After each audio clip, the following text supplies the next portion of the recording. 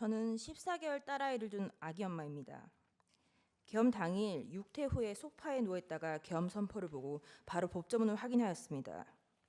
민주당이 다수당인데 금방 해제가 될 텐데 대통령이 검사인데 그 사실을 모를 리 없을 텐데 도대체 이게 무슨 상황인가? 역시나 금세 국회 해제 의결이 있었고 계엄은 해제되었습니다. 담화문을 찬찬히 읽어보았습니다. 제가 임신과 출산과 육아를 하느라 몰랐던 민주당이 저지른 폐악을 일당 독재의 파쇼 행위를 확인하고 아이와 함께 하려고 비워둔 시간을 나누어 이 사건에 뛰어들게 되었습니다. 저는 계몽되었습니다. 체제 전복을 노리는 반국가 세력이 준동하고 있습니다. 약 4개월 전 선고된 민주노총 간첩 사건에서 최근 우리 사회의 모든 갈등이 간첩들의 지령에 의하여 일어났다는 사실을 확인할 수 있었습니다.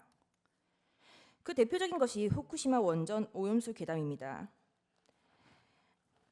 한반도와 주변 나라들에 대한 핵 테러 행위, 전 인류에 대한 대학살 만행을 폭로 단죄하는 기사들을 집중 게재하게 하라. 민주당의 플랜카드입니다. 인류를 향한 핵 테러 시도를 당장 중단하라. 간첩 지령과 비슷한 단어입니다. 후쿠시마 오염 괴담이 사실이 아니라는 것을 밝히는데 1조 6천억 원이 소요되었습니다. 1조 6천억 원은 민주당이 삭감한 대왕고래 프로젝트 497억 30번, 민주당이 삭감한 민생범죄 수사 특활비 특경비 587억 27년치, 민주당이 삭감한 아이들보험 지원 사업 384억 40년치, 민주당이 삭감한 전공의 지원 예산 931억 17년치입니다. 윤석열 대통령은 2022년 3월 9일 당선되었습니다. 간첩들은 대선 후보 시절부터 윤석열 놈에게 공격의 화살을 집중하라고 하였습니다. 또한 공정, 기회, 새로운 변화로 청년들이 보수화되는 것을 막고 진보 민주개혁 세력의 역량상 우세를 보장하도록 조직 사업을 하라고 지령을 내렸습니다. 또한 윤석열이 한미동맹 우선을 전면에 내걸고 반북 대결 정책을 추구할 것이니 집권 초기부터 윤석열 패거리들을 조직적으로 공세 전개하라. 그리고 윤석열 놈과 일가 족속, 측근들의 정치 추문을 집요하게 압박 공세를 강화하라고 제2의 촛불항쟁 때와 같은 윤석열 탄핵투쟁의 불씨를 지펴 올리라고 지령을 내렸습니다. 이에 따라 비상계엄 전까지 약 178회에 달하는 윤석열 퇴진 탄핵 집회를 열었습니다. 이 사건 계엄을 내란죄로 고발한 자는 민주노총 위원장이었습니다. 그리고 2025년 2월 21일 며칠 전 이재명은 민주노총을 찾아가 민주노총은 탄핵 사태 때 가장 큰 역할을 하였다고 감사 인사를 하였습니다. 간첩들은 국회 진입에도 적극 개입하였습니다. 진보당과 연대하라. 정의당이 당 지도부를 장악하도록 밀어주라. 한편 문재인 정부는 박근혜 정부의 계엄 문건을 친위 쿠데타로 몰아 2018년 기무사령부를 해체하였습니다. 104일 동안 200여 명을 조사했지만 내란 음모는 전원 무혐의 종결 처리되었습니다. 민주당이 지금 하고 있는 내란몰이를 예행 연습해 두었던 것입니다. 나라를 위하여 헌신해왔던 군인들에게 모욕과 고초를, 간첩을 잡는 방첩 사업 업무를 질적 저하를 야기시켰습니다.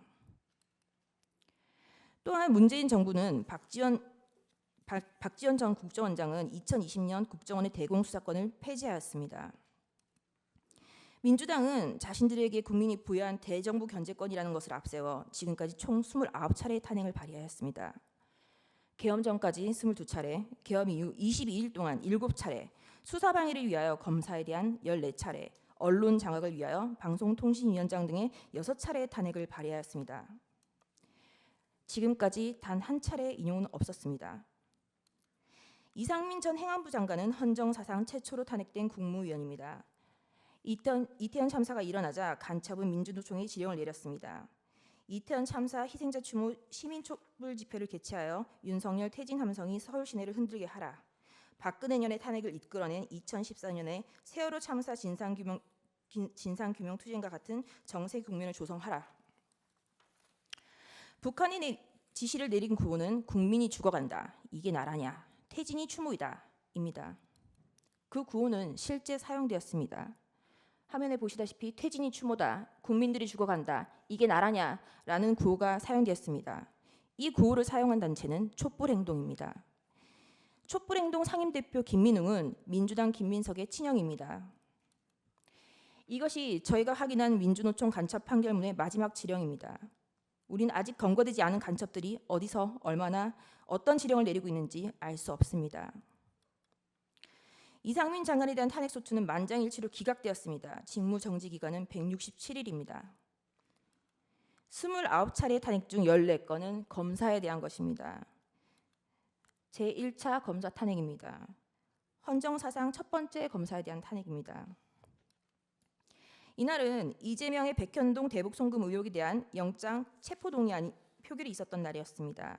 이날 민주당은 국무총리 한덕수에 대한 해임 건의안 그리고 검사 안동환에 대한 탄핵소추를 맞불로 상정하여 가결시켰습니다. 검사 안동환에 대한 탄핵은 기각되었고 직무정지 된 기간은 251일입니다. 제2차 검사 탄핵, 검사 이몽석, 검사 손준성, 검사 이정섭, 검사 이희동, 그리고 제1차 방송통신위원장 이동관에 대한 탄핵을 23년 11월 9일 발의하였고 철회하였습니다. 이 중 검사 이정섭은 이재명에 대한 쌍방울 대북 송금 사건, 법화 유용 사건을 수사한 검사입니다. 2023년 12월 28일 제3차 검사 탄핵, 검사 손준성, 검사 이정섭에 대하여 그리고 이동관 방송통신위원장에 대하여 탄핵소추를 다시 발의하였습니다. 그리고 방송통신위원장 이동관에 대한 탄핵소추는 철회하였습니다. 그 철회 사유는 방송통신위원장에 대한 탄핵 사유를 검찰청법 위반으로 탄핵소추한다고 하여 황급히 철회한 것입니다. 이 탄핵소추안은 고민정 등 168인 등의 발의로 제출되었습니다. 민주당의 탄핵소추권은 이와 같이 사용되었습니다. 최소한 탄핵소추안을 쓰는 성의조차 없었던 것입니다. 그리고 그 다음 날 2023년 11월 29일 방송통신위원장 이동관에 대하여 세 번째 탄핵소추를 발의하였습니다. 이동관은 20일 사이에 3번이나 탄핵 발의를 당하였습니다. 탄핵이 가결되면 직무집행이 정지되어 방통위 업무가 마비되므로 이동관 방통위원장은 결국 사의를 표명하였습니다. 이와 같이 무성의한 장난 같은 탄핵소추 발의와 철회, 재발의에 대하여 국민의힘 소속 의원들은 국회의장들을 상대로 심의 표결권을 침해하였다며 권한쟁의 심판을 청구하였으나 각하했습니다. 결국 검사 손준성과 검사 이정섭에 대한 탄핵소추는 가결되었고 검사 이정섭에 대한 탄핵소추는 탄핵 사유 대다수가 직무와 무관, 특정되지 않아 전원일치 기각 결정이 내려졌습니다. 직무정지 기간은 272일입니다. 제4차 방송통신위원장 탄핵 2024년 6월 27일 방송통신위원장 김홍일 탄핵소추 발의되자 자진 사퇴하였습니다.